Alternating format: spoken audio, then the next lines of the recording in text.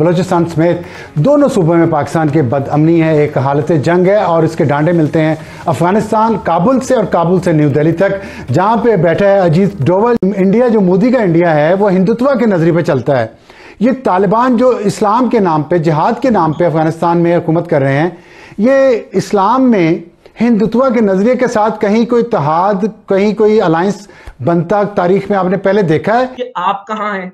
इसी तरीके से आप जरा इस तरफ आ जाइए, अफगानिस्तान के साथ इंडिया नजरें लगी है पाकिस्तान पर और खुसूसन सीपीए पर। रीजन के अंदर India is a powerful party in their. जो इनकी डिपेंडेंस है आईएसआई का, जो एक हाथ था अफगानिस्तान में, वो काट दिया।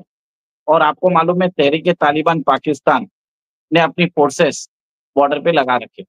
ये जो नाम याद रख लीजिए, बहुत आगे भी आप सुनने में आएंगे, will play a very important role in destabilizing Pakistan.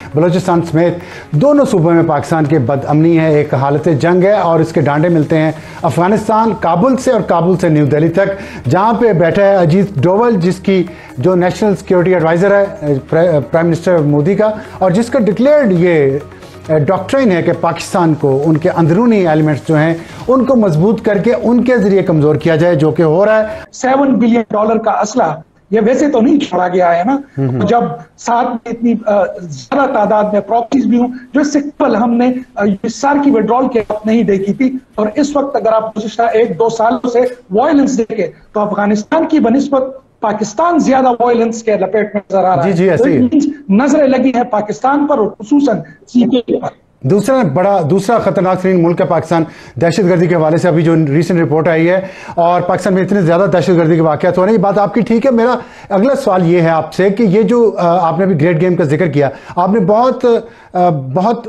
वजाहत से अमेरिका का रोल, जो असला छोड़ के गए हैं, और जिस तरह ज़ल्मे खलीलजाद को उन्होंने लॉन्च किया है, और उससे पहले भी चाइना के खिलाफ रिपब्लिकन और डेमोक्रेट्स दोनों एक पेज पे हैं।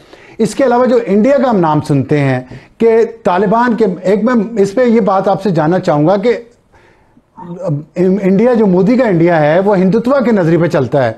ये तालिबान जो इस्लाम के नाम पे, जिहाद के नाम पे अफगानिस्तान में हुकूमत कर रहे हैं, ये इस्लाम में हिंदुत्व के नजरिए के साथ कहीं कोई इत्तेहाद, कहीं कोई अलायंस बनता तारीख में आपने पहले देखा है? और अगर देखा है तो उसकी बुनियाद क्या होगी?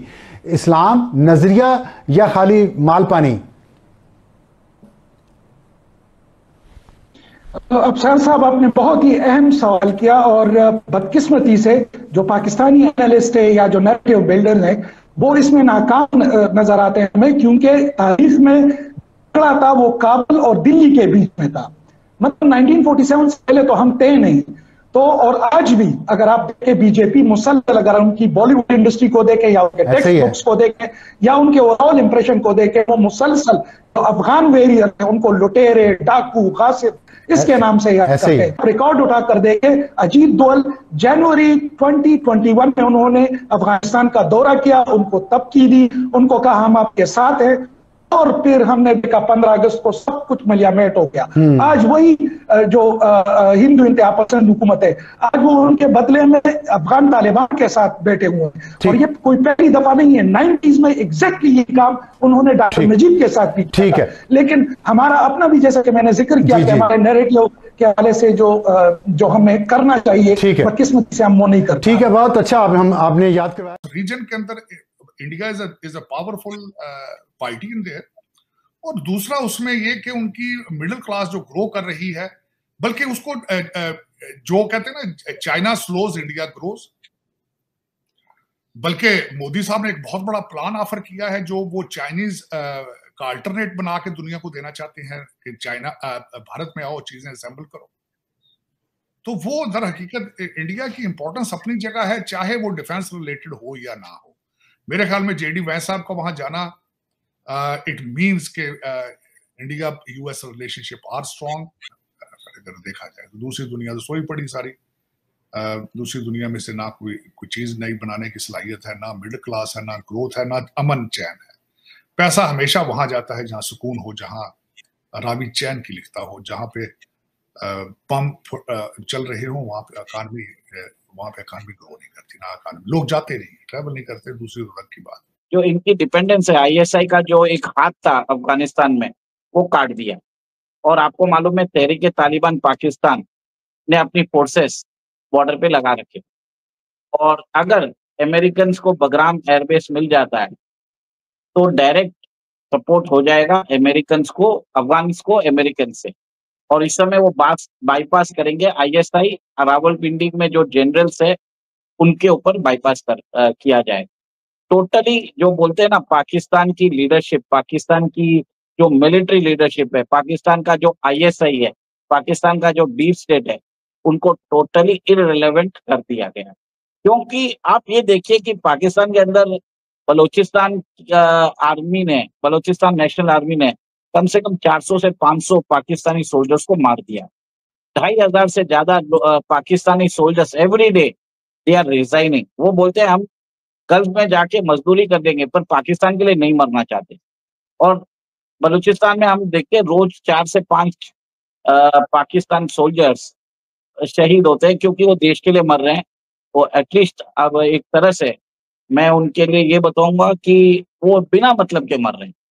उनकी जो मिलिट्री लीडरशिप है हाईली करप्ट, और बताया जाता है कि जो सीपेक के थ्रू जो चाइना से पैसे आते हैं, वो पूरा मिलिट्री जनरल्स अपने के पॉकेट्स में जाता है, और अल्टीमेटली ये लोग अमेरिका में कुछ ना कुछ अपने एसेट्स वहां पे कल्टीवेट करते हैं, और जैसे ही रिटायर होते हैं इमीडिएटली अमेरिका भाग जाते हैं।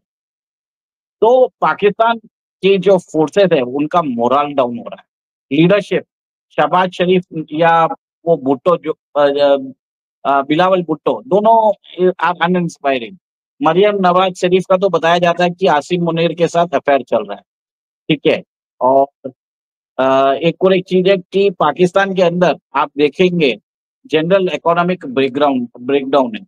उनकी इकोनॉमी की हालत इतनी खराब है कि सीपेक जो इकोनॉमिक कॉरिडोर बोलता है, वो इकोनॉमिक कॉरिडोर नहीं है, वो एंस्लेवमेंट कॉरिडोर है। और आपने ये भी देखा है कि कैसे चाइना के सिटीजन्स जो 20,000 उधर काम करते हैं, उनके लिए पाकिस्तान फोर्स उनको गाइड कर रही है।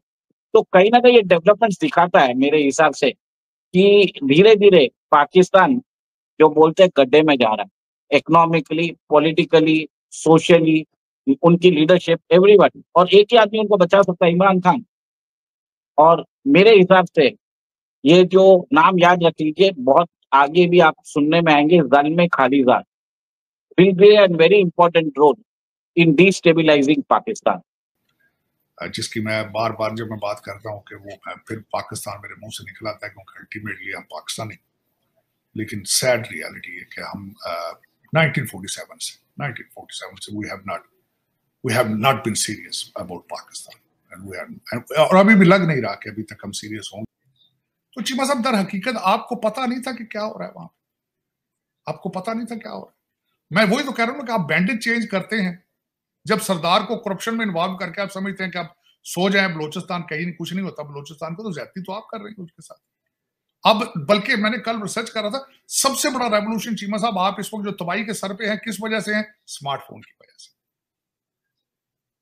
मेरे मुर्शद पाक जो है वो भी स्मार्टफोन के बेनिफिशियरी हैं, और आपका जो बलोचिस्तान के हालात खराब हैं वो भी स्मार्टफोन की वजह से बच्चों को सारी इंफॉर्मेशन पहुंच जाती। पहले सोए पड़े थे, अब वो जाग गए। तो लेकिन चीमा साहब, दर हकीकत पूरे कंट्री को ए क्लास बनाएं आप, ये बी क्लास छोड़ दें। आप अपने आप को धोखा देना छोड़ें, आप अपने आप को धोखा देते हैं। मैं जिस तरह कई दफा मैं थोड़ा रैशनल होता हूं कि पाकिस्तान के अंदर पाकिस्तानी मौजूद ही कोई, ट्रू, पाकिस्तान के अंदर पाकिस्तानी पैदा करें। आप अगर हमसे जुड़ा रहना चाहते हैं तो कृपया मेरे चैनल को सब्सक्राइब करें तथा बेल आइकन भी दबा दें, ताकि नई वीडियो की जानकारी तुरंत आप तक पहुंच जाए। धन्यवाद। जय हिंद।